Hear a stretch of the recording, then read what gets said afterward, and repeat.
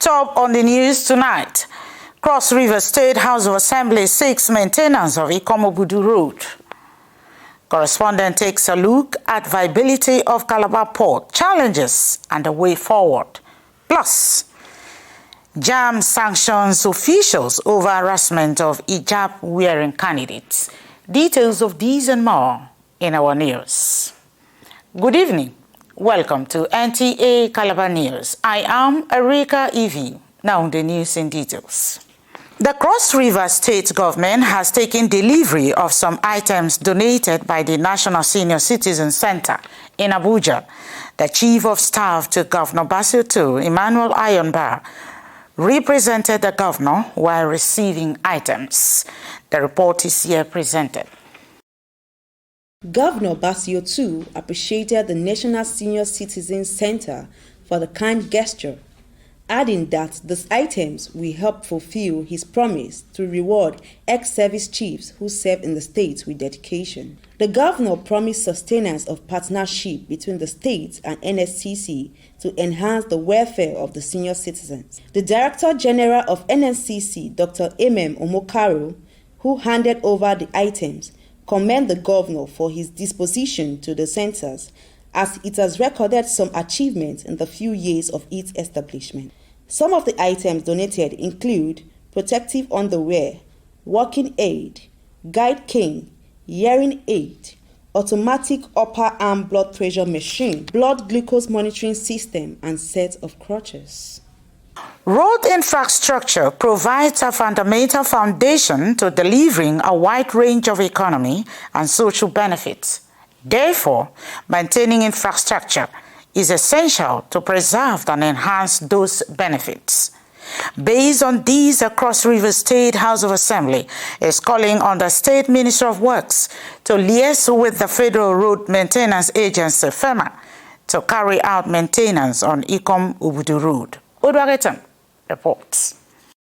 The sponsor of the motion, member representing Obanliku State Constituency, Ashakia Pius Ashas, called on the Cross River State government to carry out maintenance work on Ikomobudu Road, considering the utmost importance the road plays in facilitating transportation and promotion of economic growth.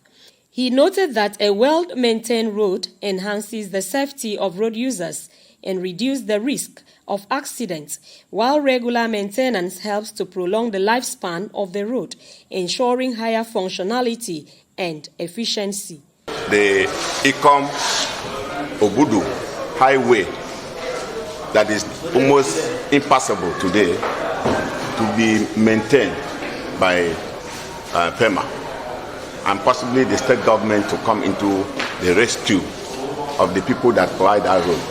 That for the past 8 years or over that, nothing has been done to maintain the road. And so it's almost getting impassable, especially during the rainy season. Meanwhile, this is the road that cut across major communities, food-producing communities.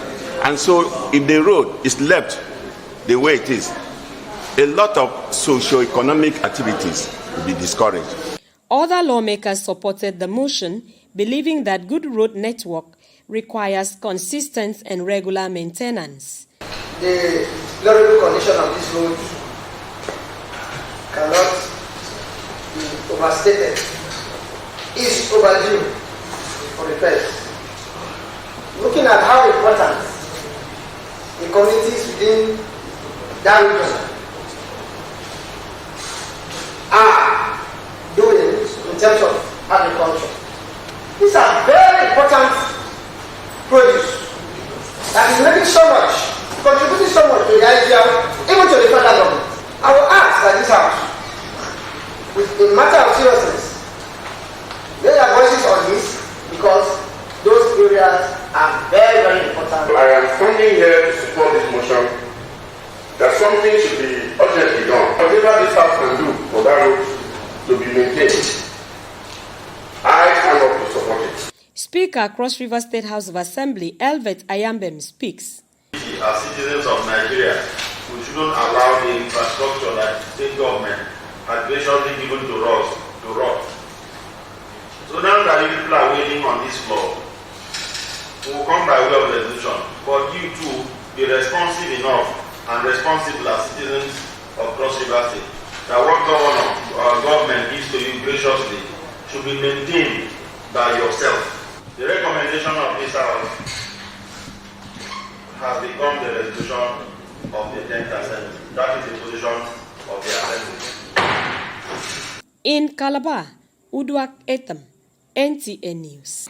Calabar Port, one of the oldest river ports in Nigeria, is yet to actualize its full potentials despite its strategic location due to several factors, with the major one being the prolonged decay in dredging of the port.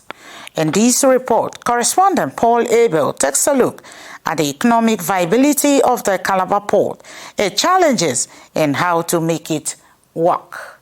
Calabar Port was constructed and commissioned in 1978 as part of measures to address the shortage of port space and cargo handling infrastructure.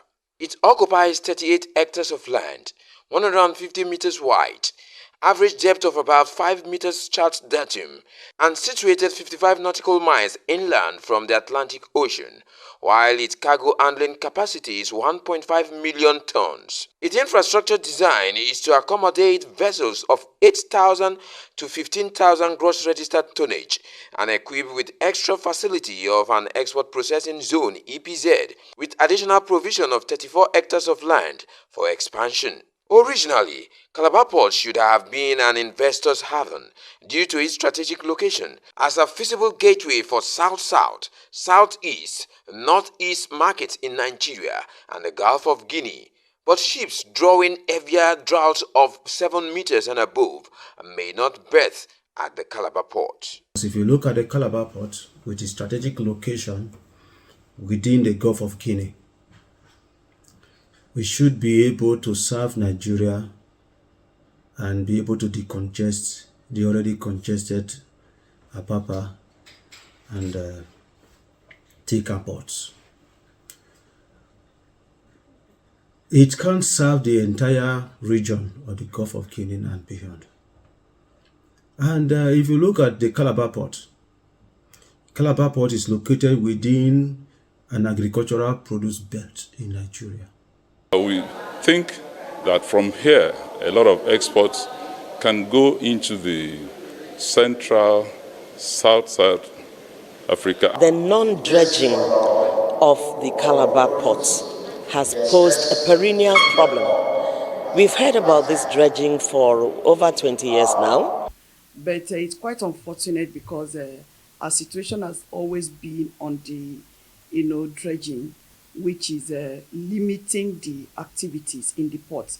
And at the moment, I think the port manager is doing something about it, and the state government also is also interested to see how they can, make the port viable by, reaching out to the federal government to make sure that the port is dredged and, also coordinating, with the global communities to make sure that we have traffic in the port.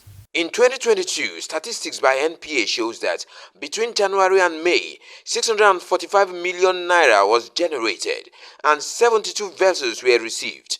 In December 2023, Calabar Port also came alive as a Chinese cargo ship berthed Akwa Ibom refinery project consignment. The full potentials of success, stakeholders say, are being hampered by challenges such as dispute resulting in the non-dredging of the port, collapsed berth at the shoreline jetty, siltation and reduced drought of ECM terminal front, defaced surfaces and duplicated facilities with the port administration building. We know that cargoes come to the port at the owner's choice, at the owner of cargo choice. We need to work on that. That is just the issue. The government at the state level, at the federal level, and all the agencies, NPA, NIMASA, Shippers Council, Nigerian Export, they should come together and work, and the customs should actually facilitate trade, and they should not be tax collectors. For a company to single-handedly bring a vessel, hire a vessel, and then pay all ancillary costs, including security costs, all other logistic costs that government should have taken care of, there's no way that will be profitable. He has to provide security along the belt, bring in pre-shipment special agents. There is no way to be sustainable. So what we are saying is that if you want Calabar Port to work, the government must ensure that all relevant agencies of government, including security agencies, pre-shipment special agencies, must move over to Calabar Port.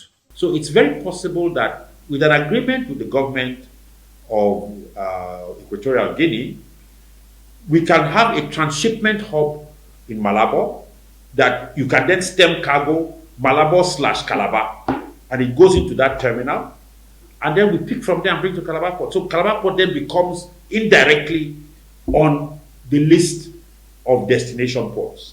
Experts say Calabar Port potentially holds the ace as the existing Nigeria feeder port of the future to take over stay cargoes, transshipment and refined petroleum cargoes from Lagos port system, as well as prime option for the relocation of badly sited oil tank farms away from the overstretched Lagos port lands.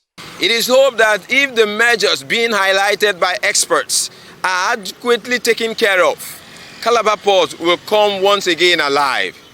From the Calabar Port, I am Paul Abel, NTA News. This is how far we rule the news tonight. Thanks for watching. Good night.